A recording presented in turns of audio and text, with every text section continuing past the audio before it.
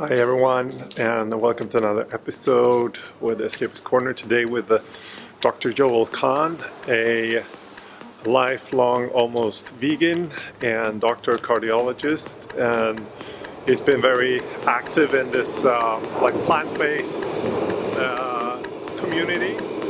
And I thought it would be interesting to have a talk to him to see kind of what his ideas are when it comes to nutrition, longevity, and so on. Yeah, I hope you, especially for the plant-based people, maybe you can get some really good points from this one. There are some points that we definitely agree on, and there are some points that I definitely don't agree on. But this was not meant to be a debate, but rather to be something helpful for you that is, into this more plant-based kind of lifestyle. So I think this has a lot of good tips for you guys. And looking forward to the next couple of podcasts coming up, where we're going to talk a bit more about, science and so on, with people that do science. Okay. See you next time, and I hope you like this. Write a comment below so I know what you think. Bye.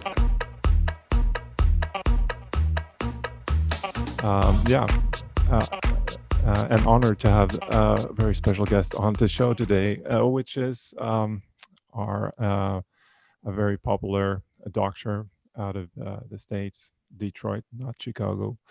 Dr. Joel Kahn, welcome to Escapist Corner. Dankeschön. Thank you. Thank you. So we, most people, I think, might have heard about you, or I hope so. But I'm thinking also maybe some people don't, especially here in Germany, haven't heard so much about who Joel is. So do you have a short biography about Mr. Kahn? Sure, no problem. Well, I am about to turn 62 years old. I am a medical doctor, as you introduced me, and I've been specializing in heart disease, cardiology for practicing over 30 years. So I've been doing this quite a long time. I live in a suburb of Detroit, Michigan, where the automotive makers and we have big BMW and Mercedes-Benz offices are located. Been here my whole life except for medical training. I've been to Germany, lovely, lovely country. I trained in treating heart attacks. Some of you know what stents and angioplasty and emergency bypass surgery all are. And I've done many thousands of those procedures on patients. But I adopted personally a all-plant diet when I was 18 years old. So that's 44 years ago. It was just a reaction to the food in the dormitory at University of Michigan in Ann Arbor. And I didn't know there was much medical importance to that. I just liked eating from the salad bar. It was a very simple decision, and it worked well. And as I got into medical training, I realized that nutrition was a key part of cardiology for sure, and of most medical expert areas. And I started studying it on my own at conferences and became more and more interested, not just in nutrition, but also fitness, meditation, sleep, stress management, sexual health. And I went back almost 10 years ago to university, like at nighttime weekends, and I got a certification in lifestyle cardiology. Very few places offer that. And I've just kept going. So now I've written 6 books on lifestyle or plant-based, or you can call it vegan. It's all the same. I've done many TV shows, many articles, active on Instagram. Please follow me, DRJKAHN, Dr. DRJKAHN, J Kahn. Same on Twitter, Facebook, YouTube. And, we fight a lot about this topic. We don't fight about the topic, should you sleep at night? We don't fight about the topic, should you work out with Ricard? But we fight about what you should eat. And I've gotten involved in that on the Joe Rogan show, which a lot of people watch, and other TV shows. So we'll talk about all that. But enough about me. I'm married. I got 3 kids. I got 2 rescue dogs. I'm drinking black coffee because it's morning here, and hope to see you in Berlin soon. Yeah, awesome. Yeah, I just finished off my double espresso here. And yeah, so right now, actively, what are you doing? Yeah, I have a clinic. I am an active doctor. I actually see patients from all over the world, of course, by Zoom more and more. People were flying in. I really focus on a lot of people come to me, they have heart disease. They've had a heart attack, a stroke, they've had bypass surgery, and they don't want any more of that. And of course, I will work with them to make a plan. Why did you have heart disease? Everything about your diet, your sleep, your stress, your family, everything. And it might be prescription drugs, might be vitamins, certainly will be food. I mean, everybody in my clinic has to watch Forks Over Knives, What the Health, Game Changers movie. They want to watch more. There's more out there, but those are the big 3. They can read my book. They can read Dr. Ornish's book. But anyway, so I see patients. I follow up with patients. It's not just about what's in your breakfast. It's a very advanced measurements of your cholesterol, your inflammation, your blood sugar. And I spend a lot of time talking to people about sleep, a lot, because it's rough out there right now. It's always been rough. It's a little rougher, and people aren't sleeping. So we talk a lot about getting better sleep, because when they sleep better, they feel better, they eat better, they go to the gym, and they just often have better body weight. So sleep's really important. Anybody wants to see me as a patient, just let me know. I have a clinic called the Kahns Center, Kahn Center, and it's easy to find on the internet. Yeah. Yeah, no, you've been, I mean, you're very active in, let's say, the social media space, and you share a lot of information on that space. And I mean, you come from a let's say you come from a medical background, you see a lot of patients, and I think let's say the states in the states, the situation have progressed farther in the wrong direction than in Germany at the moment. We are catching up all the time, so we're always lagging behind a couple of years when it comes to most diseases, and especially like CVD and yeah, diabetes and all that. So I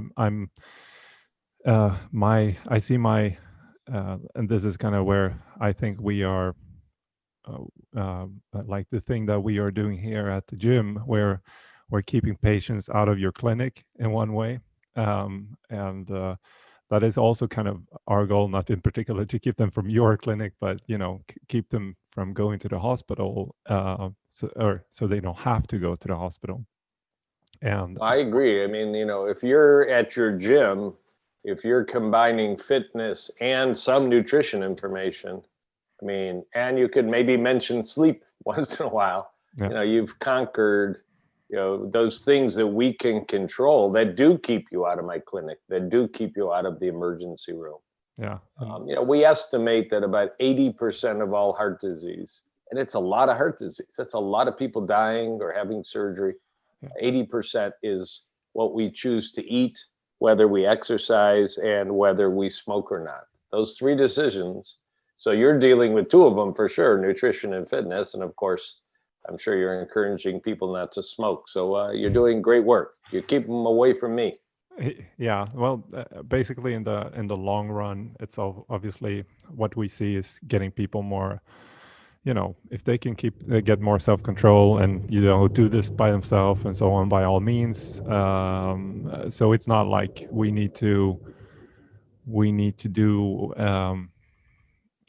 keep everyone in our gym, and there's also one reason why we are having these let's say discussions and also talks with people online, so we can share even more value and to people to already start doing stuff at home. And this is also the reason why I reached out to you, because I definitely, we have a lot of people that are plant-based, vegan, and me myself, I'm not vegan or plant-based, and I've had history, or a history of doing that and so on. And but I always think it's good to help people where they are, and for whatever reason they are plant-based or whatever, if they're carnivore or whatever, I want to be as good as possible to help those people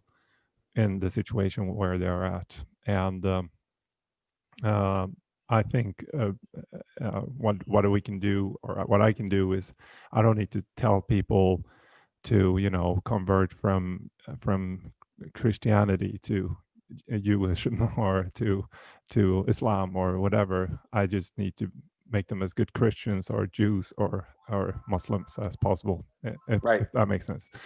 And I think the base of all these whatever nutritional choices you might have is quite similar.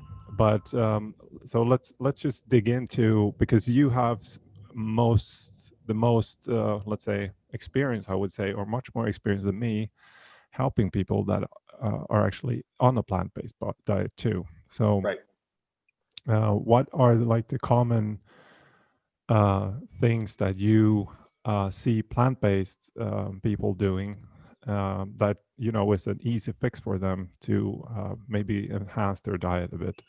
Right. So, I mean, if they're already plant-based, or largely, I mean, if you're eating once a week fish, or once or twice a week a piece of beef, but all the other meals are plant-based, I mean, for many people that works out okay. I don't do that, and you don't need to do that, but I'm not going to, like you say, I'm not going to say your religion is bad and mine's better, because you're almost there. I'm pretty slow and easy with people. I'm not pounding the table unless they have some very serious medical disorder, which is relatively uncommon, and it's not going to be the people that you're training in your gym facility. But nonetheless, if people are eating largely or completely plant-based, I'd say there's two kind of common problems. One is the processed food plant-based, and that's where, just briefly, the word vegan, many people use, was created in 1944. The word was the mind of Donald Watson was his name, in London. And he took the word vegetarian, and they created a society, the British Vegan Society. It was all about animal ethics. As much as possible, we won't use animals for clothes, for food, for comfort. We'll honor a very sensitive ethical approach. So that word is everywhere, of course, vegan food everywhere. And some people, are comfortable eating relatively poor quality food, but it's vegan, and it can be soda pop, and it can be chips, and it could be coconut milk ice cream every night. Well, one pitfall is too much of that. It's fun once in a while to have a sloppy vegan meal, a cheeseburger that's not meat and not dairy. But so one pitfall is not enough whole foods.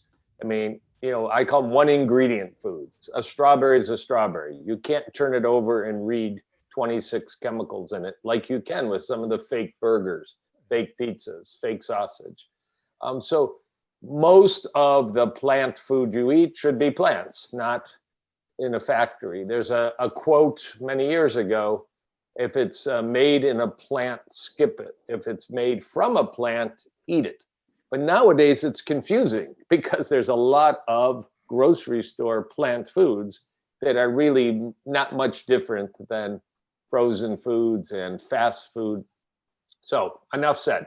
Do we actually know that it's bad for you? We do. The Harvard School of Public Health in Boston did a study 2-3 years ago.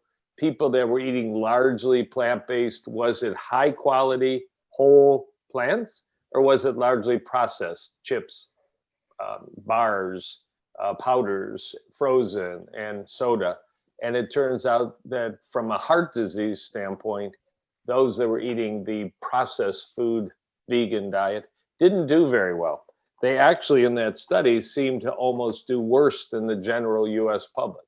Those that were eating vegan whole food, largely, don't have to be perfect unless you really are a sick heart patient, but those that ate vegan whole food did much better than the average. So plant diets are great for the heart and blood sugar and waistline and sexual function and brain. And now we know joints, for conditions like rheumatoid arthritis, maybe some diseases like lupus, we respond. That's one pitfall, too much junk. And some people are still overweight. They're eating plant-based and they're significantly overweight and they're frustrated. And you just got to go through breakfast. Is it a bunch of food bars, or are you having a bowl of oatmeal? Lunch, are you having a frozen meal that somebody put a lot of oil and plant cheese, or are you having a gigantic salad with beans and peas and a few walnuts and maybe some balsamic vinegar or wine vinegar? So you got to ask these questions in detail.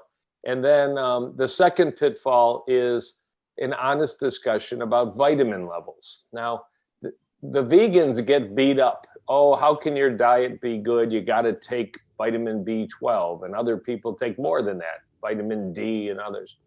The reality is, if we took any of your friends who are eating just a typical German diet and measured in their blood vitamin levels, which is what I do in my clinic, there'd be major, major, major deficiencies in their diet. Obviously, they may not be eating enough fiber. We get tons of fiber. They certainly are probably not eating enough vitamin C foods, because we eat more plants and more fruits and more beans and peas. And you can measure these things. But in our own plant-based diet, so we don't own the fact that our diet might leave some nutrition concerns. That's very common. We just talk about it a lot more, and it's conversation. So I recommend to people, either if you're going to do particularly 100% plant diet and you're going to do it long term, either find a doctor that will check what's my vitamin D, like David level, what's my vitamin B12 level. Maybe you can find somebody who will check your zinc level, your iodine level. These are a little fancier. They are available and all. Then finally, if you don't want to get the blood checked, or your doctor, some doctors just have never ordered vitamin levels on their patients, take a multivitamin. And there are a few that are made specifically for vegans. I take a multivitamin. I don't think it's available in Germany. It's called Complement Plus. It's made by an athlete, Matthew Frazier, who's a pretty well-known athlete in the United States. No Meat Athlete is his tag name. But that's funny. The best CrossFitter in the world, his name is Matt Fraser, or Matthew Fraser too. Interesting. Probably not plant-based. He might be. No, he is not. Yeah, usually not at CrossFit, but there are many. But there's a multivitamin that in one capsule has D, B12, a little iodine, a little zinc, a little, it's called selenium. You can get that from Brazil nuts. You can get iodine from eating seaweed or kelp. You can get vitamin D from eating mushrooms. You probably should take B12. Anyways, it's a combination vitamin. There's one made in Australia that maybe that's available in Germany. It's called Future Kind. It's in the United States. Anyways, eat real food, supplement intelligently, and tell your meat-eating friends they probably should get their nutrition checked, and they're probably missing nutrition. The final one, just not to belabor this, one of the nutrients that's really important for health, and everybody's heard the word, is omega-3. And we think about fish and fish oil capsules. It's possible to measure omega-3 levels in the blood. I do it in my clinic. And that's where you find, I think that is the most common nutritional deficiency in vegans and in the general public eating meat, unless they're eating salmon, sardines, eating a lot of ground flaxseed, chia seeds, hemp hearts, which are becoming more and more popular, and they're a good thing to eat. A lot of people are low in omega-3, and it's not good for your immune system, and that's obviously important nowadays. It's not very good for your cholesterol and your joints. And finally, it's not very good for your brain. So it's not difficult. Just eat fruits, vegetables, beans, peas, lentils, eat whole grains, but throw in some chia seeds, some flax seeds, throw in some hemp hearts, and maybe take a multivitamin every other day, and you'll have really good health. Yeah. I definitely, I can just say too that what we from experience, because I see our gym in one sense is almost like a small laboratory too. So we can monitor people over a long time, and we can look at their performance.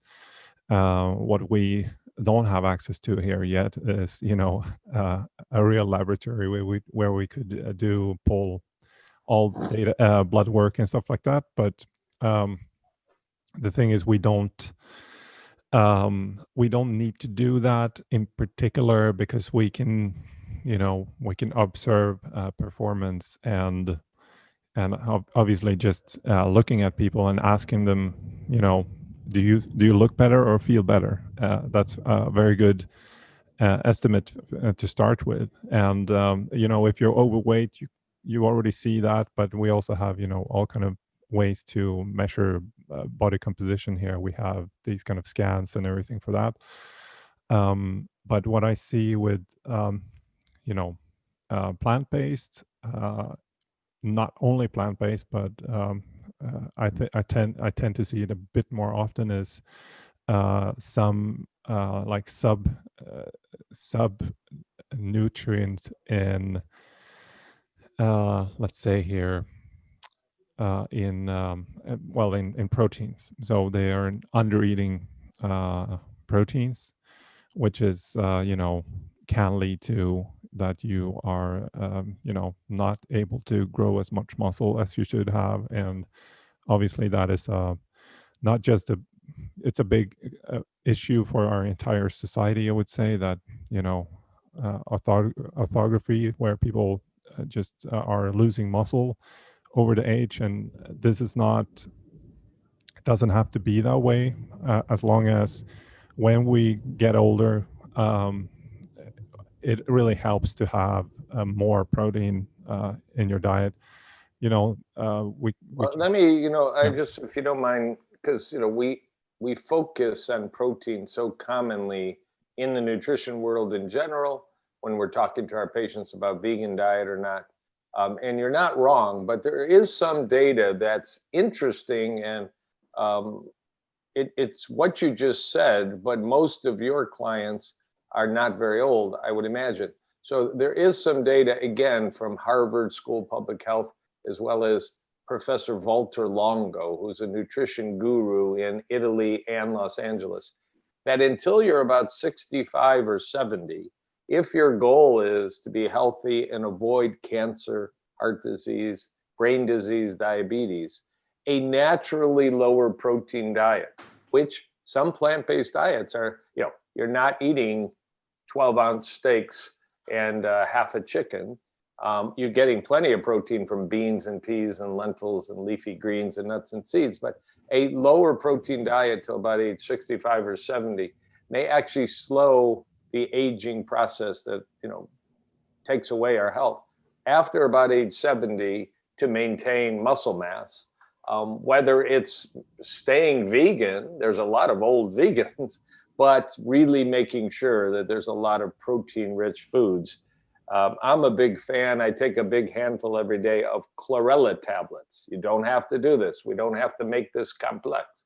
But chlorella, little algae tablets, are 65% protein. They're actually the highest in any food on the planet. And it's just one more little boost of protein, plant-based protein, high-quality protein during the day. So you're absolutely right. Some focus on protein is good, but we're not dying. I mean, I've been 44 years vegan, and you check my blood, my total protein and albumin levels are totally normal, of course.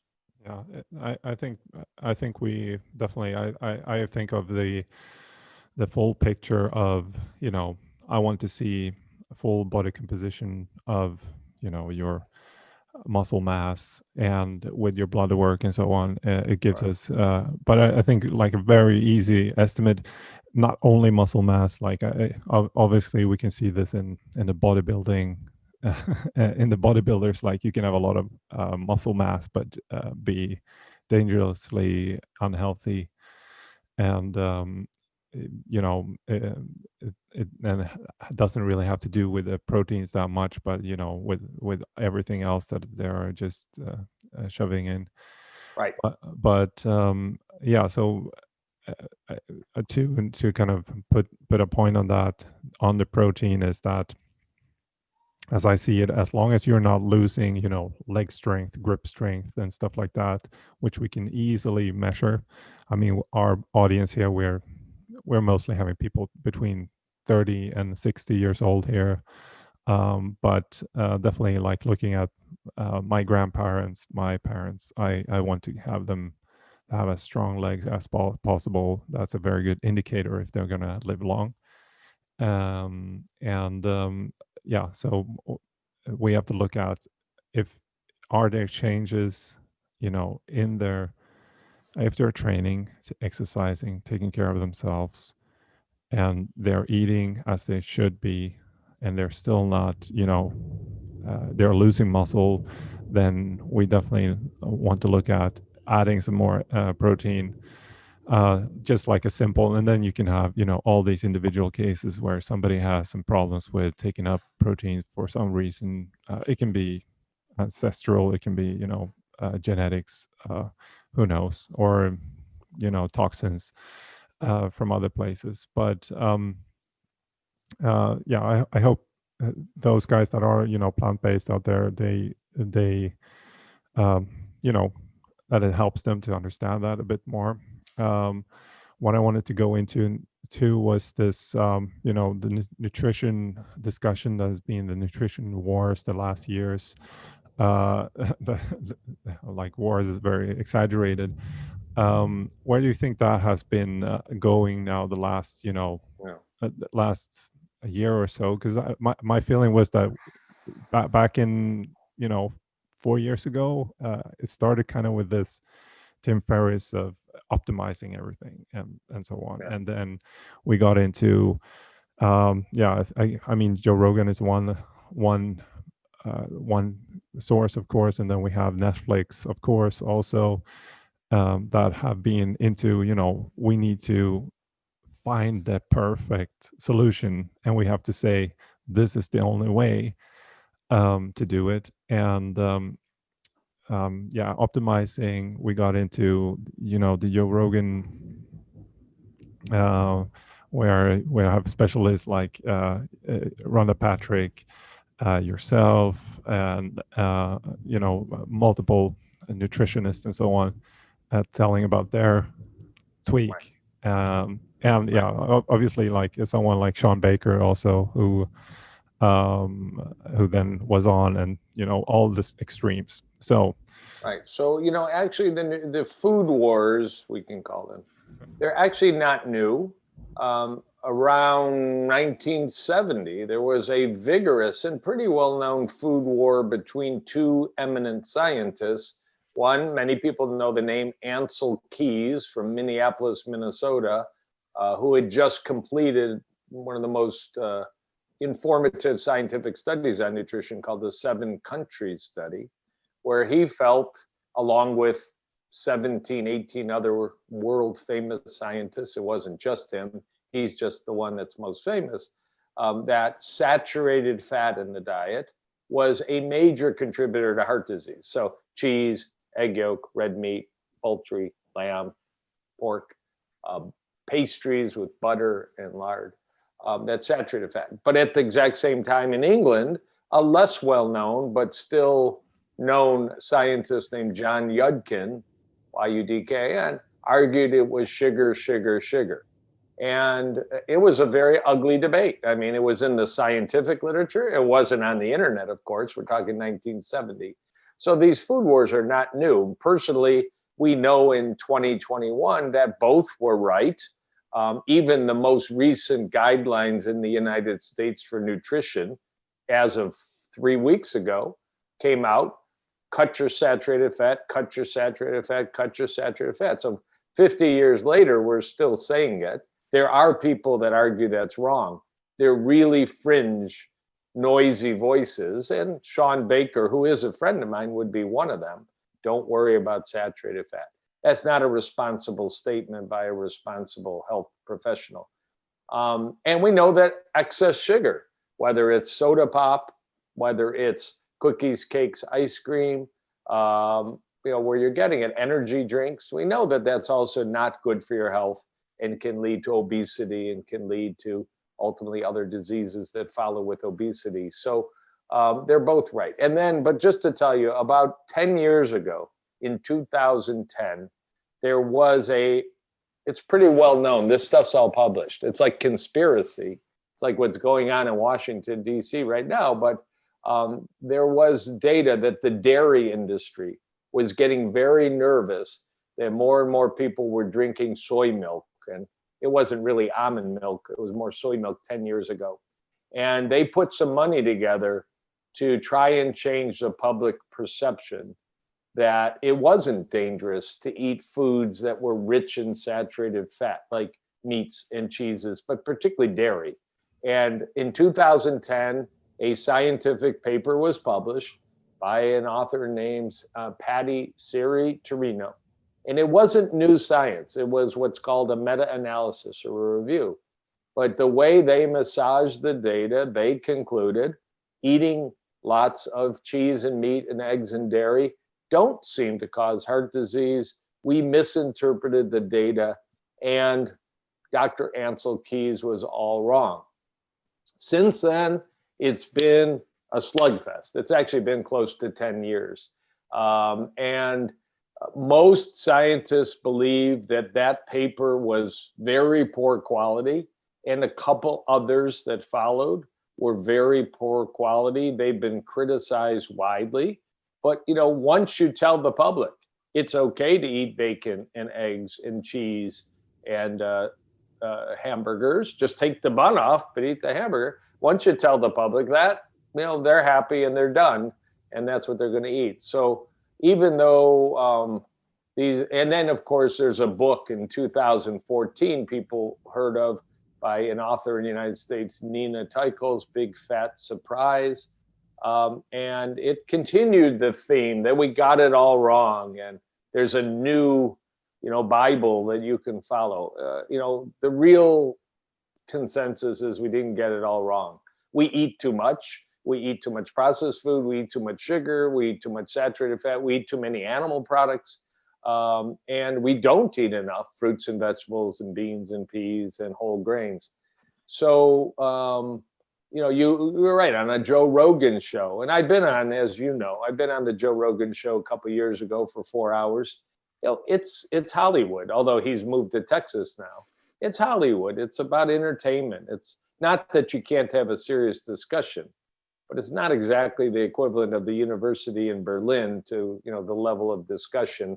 Although when I was on, I tried to keep it high and with the science. I think they do. They try to do a good job. Yeah, they try up there. But I mean, Joe Rogan's a good guy. I was honored to be on his show, and it reached, my ability to talk about the science of eating plant-based, reached tens of millions of people. That's a awesome opportunity.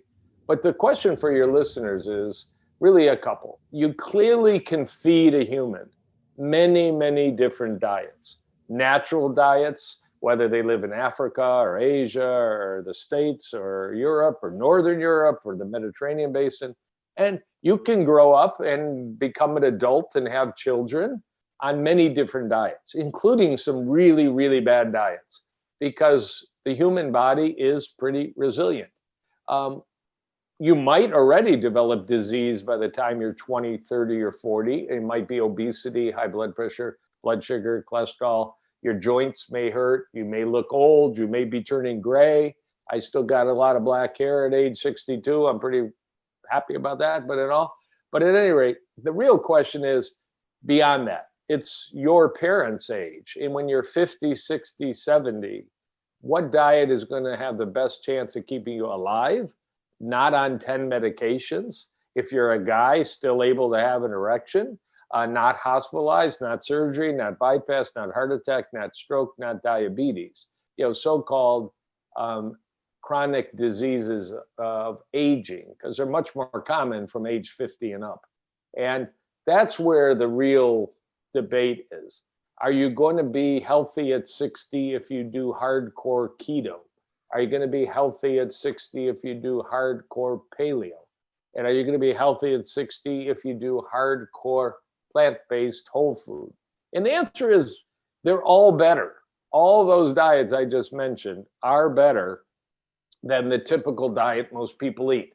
Grabbing a hamburger, grabbing a bacon and sausage biscuit, grabbing a cheese pepperoni pizza.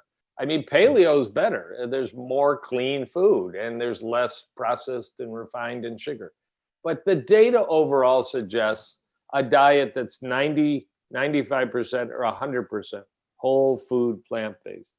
Have a smoothie or oatmeal for breakfast. Have a gigantic salad without cheese and turkey on it for lunch.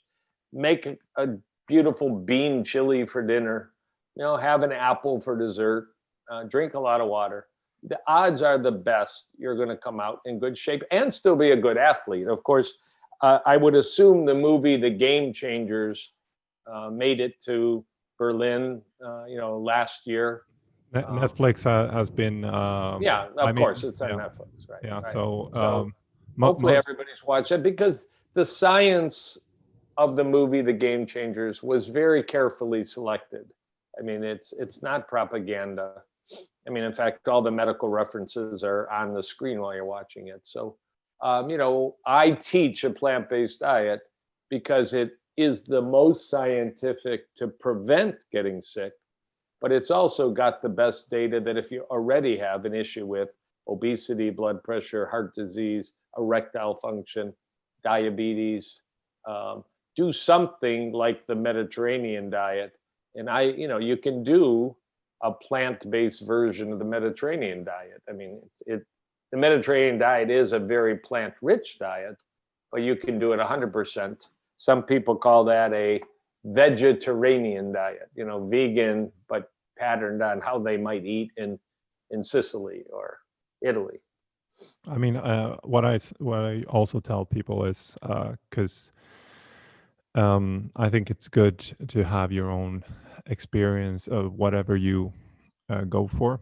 I think we have, again, different adaptations that work better for someone to have more of that, less of that, and so on. So the first thing I, of course, want to get out is, as you said, like the processed foods, and also looking from environmental perspective. I also see like all the refined sugar that we have out there.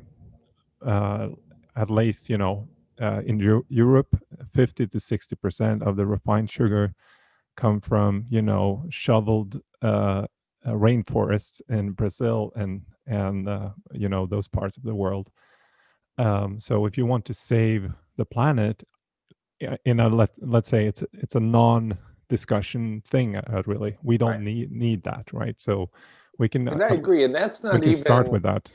Yeah, that's not all that controversial. I mean, I'm not a big fan of the United Nations or the World Health Organization, Oxford University, but they've all concluded that, when we grow to 10 billion people on the planet in the next 30 years, and I know I'm very up on technology will help us make more food for more people, but plant-based food will allow us to feed the world without destroying the world. And that is the consensus of many, many bodies. A report, I think it was last year, maybe it's already 2 years ago, called Eat Lancet, a worldwide environmental analysis of what food patterns are going to allow us to not destroy the rainforests and the polar cap and the oceans. And, when you eat plant-based, you're still doing some harm to the planet. You're just doing a lot less. So that's what we want to do. We want a beautiful world to live in. Yeah, I think like the Eat Lancet, where I haven't read everything they've been doing, but I know just because I talked to Frank Mittlöhner, who probably know. He he was in a discussion with them because of the at least their first report has had big flaws, so they retracted that, and I think they made some modifications on the last one. But I know, I mean, it's based in Scandinavia, Right. and I know just from I know the backgrounds of these people, and I know they want to do good, and they don't do this maliciously. Um, and I think this is the thing that we need to have is, there has to be a dialogue. And when it comes to all research, and I'm not here to, have a debate. I don't think that's the best way to get more or good information. But yeah, I think the things that we need to, double down on are these things like, can we get people off these processed foods, and can we get people off the refined sugar? And that's going to make a huge impact as if we look into, the situation we're in right now with COVID hitting us in, over the entire world, and especially the Western countries, where we can see that, the most sorry, I can't pronounce this, but the most people, Sustainable. no, it's, susceptible, no, sorry, the most people that have problems with this virus, and most Right. viruses, they will have, already diabetes already in the background, or Right. some other, No, you're right. chronic disease. There's been too little discussion on preventing COVID severe illness with lifestyle. I had COVID about 6 weeks ago. I felt funny for a day, no fever, no cough, no shortness of breath. I thought I was just tired. And 2 days later, I couldn't smell garlic that my wife was cooking in the kitchen. And I said, uh-oh. And I got swabbed. And I Mm, stayed home, but about 2 days later, smell came back. I never lost my taste. Now, mm, I'm fortunate. I'm maybe 5 pounds less, than my ideal, but work out every day, sleep, eat, take vitamins. If everybody had COVID the way I had COVID, and I can't guarantee that to anybody. There are some people in their 30s and 40s that seem to be very healthy and still had a severe illness, but not many people have been instructing the public. 2020, 2021 is a great year to drop 10 kilo or mm, get to the gym or eat a big salad every day. Protect your health through lifestyle. It's all about drugs and vaccines, and mm.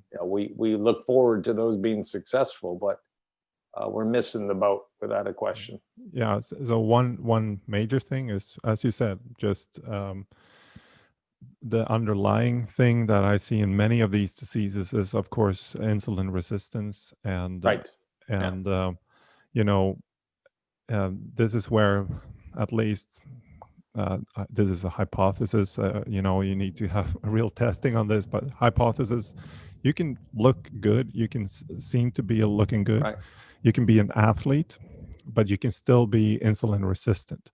Well, you Uh, can, and you can have, a lot of COVID. I agree with you. yeah, A lot of COVID we've learned is about blood vessels, blood yeah, clots. Some yeah, of the tragic deaths have been young people that seemingly their arteries have been very badly damaged by the virus, and they have strokes or they lose a leg.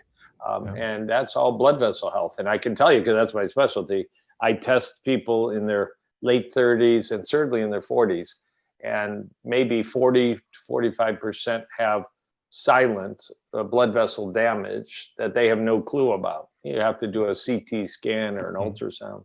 yeah, And I suspect, I can't prove it, these people are also much more susceptible, if they get COVID, to a response that's not very healthy. So, check your heart health. That's what I say all the time. I'm sure in Berlin, I'll just give this pledge. If anybody's going to watch a podcast and maybe they're 45 years old, maybe 50, one of the hospitals, they'll do a CT scan of your heart, CAT scan. Takes about 20 seconds, painless, safe, no injection, no allergies. And you can find out if you're walking around with silent heart disease, atherosclerosis, or not. And in the United States, it's about $100 test you pay for. I have no idea if your insurance pays for it or you have to pay cash in Berlin. I think it's really public healthcare. Yeah, if you really don't want any surprises in life, you want to know. It's called a heart artery calcium score or a coronary artery calcium score. Yeah. It's a CT scan, and just got to do it. And hopefully you get a result that it comes back zero. My arteries are clean like when I was 20. But I can tell you that a whole lot of people, it doesn't come back zero. Yeah, I think so too. So this is where we want to get. And let me just tell you that there's a very famous fitness individual in the United States, podcaster, and I'll say his name because it's public, Ben Greenfield. Sometimes Ben Greenfield podcast is, the #1 health podcast in the United States. He's a friend of mine. He's a wonderful guy. He's 38 years old, and he does Spartan races and 50-mile races and all kinds of, ultra athletic events. But he went for advanced heart testing, and to his credit, at age 38, he put this all on his podcast. It's all on his YouTube about 6 weeks ago. And it was scary because blood tests that show inflammation. He's a very meat-heavy diet with lots of plants, but it's a very meat-heavy diet. A lot of it is hunting and wild game, which is supposed to be healthier. But his arteries at age 38 to his heart were already showing significant signs of problems. And if you can be 38 years old and work out every day and still have arteries that are like a 70-year-old, all of the people listening should go get the same CT scan. That's my point. Yeah. Don't assume because you feel good, like you said, and you've got some muscles on your pecs, that inside, find out for sure. Yeah, I think so too. I mean, it doesn't, it's not, especially now with the situation, it really helps you to navigate how you want to, get started. And for most people, it is some key points is, exercise for sure. I see, diet, but then as you also briefly mentioned is, your sleep. So if you're not taking care of your sleep, well, that's going to affect your insulin levels too. And right. And again, this is it's shown us that if you're beating yourself with a high inflammation, as I see it also from, you can overtrain too. So you're constantly inflamed. Yeah. Right. And that's also going to lead, I mean, basically training is a controlled way of damaging your body and getting it stronger again. Right. But you got to let a little recovery going on, just in terms of insulin resistance, because you've brought it up appropriately a few times. Just so you know, there was a study about 2 months ago. It's always nice to have science. There's a research group in Washington, D.C., and you may know the group PCRM, Physicians Committee Responsible Medicine. And they did a very difficult 16-week study with overweight people that had insulin resistance. Half were kept on their own diet and half were put on a whole food, plant-based, low-fat diet, sort of like Dr. Ornish, Dr. Esselstyn, Dr. McDougall, Dr. Barnard. But they did measurements of insulin sensitivity, and they actually did MRI of their muscles to see how much fat was built up in their muscles. Because one of the theories is insulin resistance is due to fat droplets in your muscles and in your liver. And if you can get rid of them, you will return to insulin sensitivity. Anyways, after 4 months of a simple whole food, plant-based, low-fat diet, those fat droplets reduced in the liver, in the muscles, insulin sensitivity improved. Very, very high-end science that just demonstrates the power of stop eating bacon and eggs and start eating a bowl of oatmeal or a salad for breakfast or a green smoothie would be much better for you. Yeah, I haven't read that study, so I can't comment on it. But I mean, definitely, this is one of the reasons why we do this podcast, why we talk about nutrition, is unfortunately, you have to go out there and dig a bit and get interested, and this is your best weapon to get further. And as I see it, is a constant you have to do, and it's nothing in particular that has to take all your day and all your life to do this, but just to get more interested and to understand a bit more about physiology, about yourself. I mean, why wouldn't you want to be a bit more optimized for your work, for your family, be there for your grandkids when you're older? And basically, as I see it, also, if you're young and you don't care about the future that much, but be a bit more sexually attractive, or active, possible to be active and have more fun in that section too. Right. Has to be important, and especially now when we see so much obesity growing up, like we see this in the States. It's a horrible view from our perspective to see what's going to come here. So I hope we can create these hedges against this lavine of people that are getting the wrong let's say the processed food inside themselves.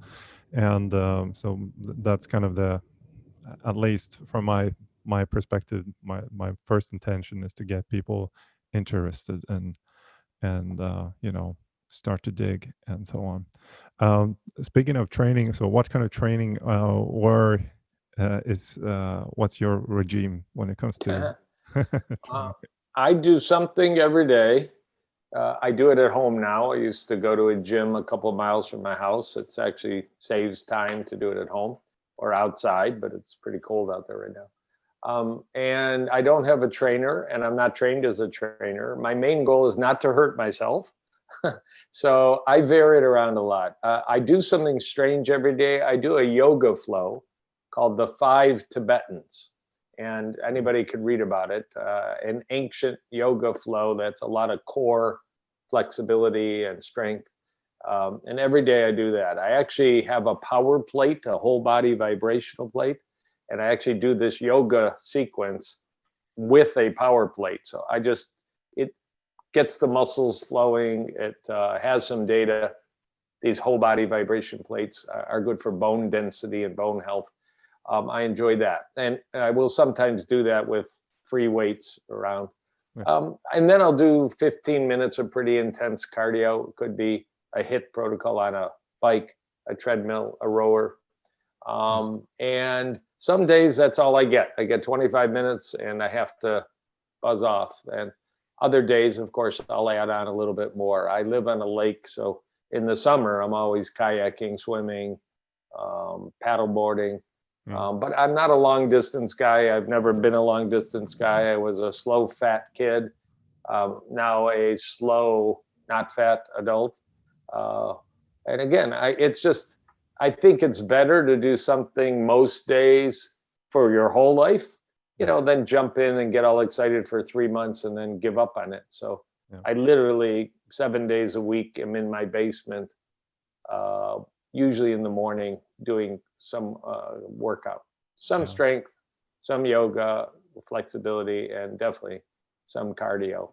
What I'm playing with right now, just since you're in the fitness world, There's an apparatus where while you do maybe a 15-minute HIIT protocol on your stationary bike, there's a big bag full of 100% oxygen, and you've got a very tight mask on your face. This is a commercially available product in the United States. And it alternates between breathing 100% oxygen and it goes down to 15%, back up to 100%. Oh, okay. It's not really what's called hyperbaric oxygen that takes a big tank, but it does alter it. And there is some interesting data. You know the concept hormesis, stress, repair, stress repair, that even in 15 minutes, you can get more out of a workout in terms of cellular function, mitochondrial function, muscle training. So I don't have a conclusion for you yet. Mm-hmm. It's based on a lot of science that's out there, but my own personal experience with it. I like to try new things. I mean, some of them can be expensive, but this was, I'm borrowing this for the meantime.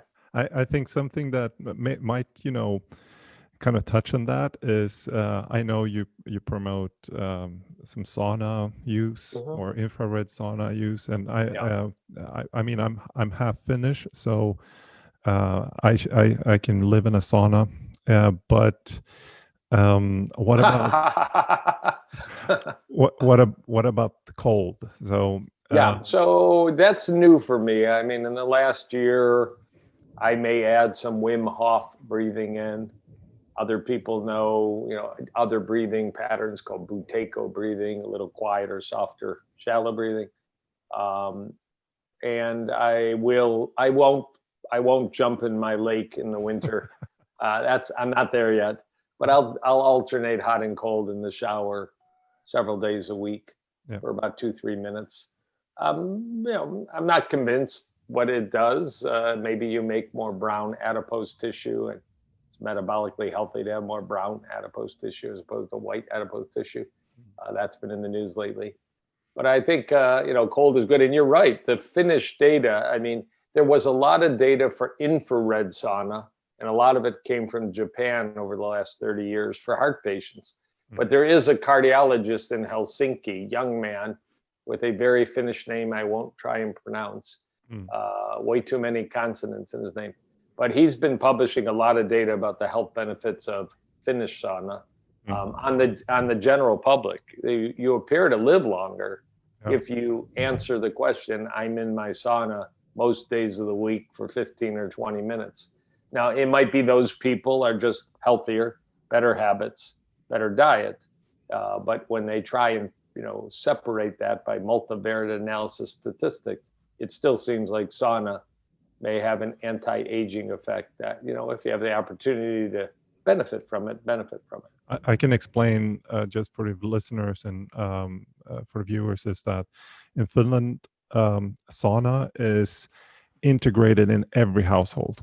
So if you move into a house, if you move into an apartment, it is always with a sauna. So one way to get the population to use a sauna more often is simply have that in the basic outfit of the living space that you offer. And maybe that's something some countries can take up too. But I think the cold exposure has some kind of relevance as to the breathing stuff, and can have some benefits. But before we now, I'll let you go. I have some short questions. Sure. So first one is what has changed your mind the latest, like in the biggest change in your mind or mindset the latest 5 years or so, or maybe 20 years, I don't know. Regarding nutrition? Yeah, regarding nutrition. I mean, it's a good question. I mean, there's more science that raises the concern about a meat-heavy diet, and there's more science that raises the prospects of a plant-heavy diet than there was 5 years ago. Real quickly, people that eat a lot of meat and eggs may have an elevated level in the blood of a chemical called TMAO, 4 letters, trimethylamine oxide, if somebody wants to know what it is. We didn't know about it 12 years ago. We learned about it about a decade ago. Now you can measure it in the blood. And it doesn't appear to be a good thing. It doesn't happen when you eat salads and beans and fruit. It happens when you eat red meat and when you eat egg yolks. So that's a mechanism we didn't even know about from eating red meat. There's a very interesting chemical called NEU5GC, NEU5GC. When you eat meat, red meat, your body may react to it. It's in red meat. It's not in humans. It's in animals. And your body may create antibodies to red meat. And the odd thing about them, it appears from some recent science, these antibodies may attack your arteries. So you eat red meat, you get an immunologic reaction, and it attacks your arteries. Now, we need to learn more about it, but the science is coming along quite strongly. So when we see a Harvard study, or it's called EPIC study of 400,000 people, and it appears that those that eat more animal foods have more diabetes, heart attacks, strokes, perhaps a slightly shorter lifespan. Now we're understanding more mechanisms, and it makes the argument stronger. Less animal, more plant. Okay. And there's nothing new in the plant food world that is suddenly dangerous. I mean, I said there could be vitamin deficiencies. You want to concentrate on some plant protein. You want to have a lot of fiber, not crap. But so the data keep building up to say plants, plants, plants, less animal, less animal. Okay, thank you. So if we look at literature, what's your favorite giveaway literature or favorite book that changed your mind or helped you the most? I mean, I read a book in the 1980s called A Diet for a New America by John Robbins. I was already vegan, but it had a big impact on understanding some of the background. Certainly the China study, Dr. Ornish's new book called Undo It, Dr. Esselstyn's classic book, Prevent and Reverse Heart Disease. I've got 6 books. Please encourage people to read them. But in the last, there's a new book out called Fiber Fueled. It's more about gut health on a plant-based diet by a gastroenterologist in the United States. Fiber Fueled is a very good book. There's a lot, but those are the classic ones. Okay. Yeah. I'll try to list those. Thank you. So if it came to it, what would you go for, bacon or beef? I would fast. Okay. I had to try it. At this point, I'll never eat an animal food unless I'm trapped on an island and I caught a squirrel. I mean, I have no desire. I sit next to people eating a steak. I don't revolt and throw up or be angry, but I have no desire to eat that. No, I think it's basically I would say a good analogy would be for someone who sees if you're not a smoker and you see someone smoke, you're not you don't really urge to smoke. Last one. So if you would rate your health on a scale from 1 to 10, where 10 is your top and 1 is very bad, where would you be at right now? Unfortunately, I think 10. Yeah. I wake up every morning, nothing hurts, about 7.5 hours of sleep. And I work on my sleep. I do 1,000 things to sleep well, but I sleep pretty well. Brain is sharp, energy's high. I mean, really very lucky, no prescription medication.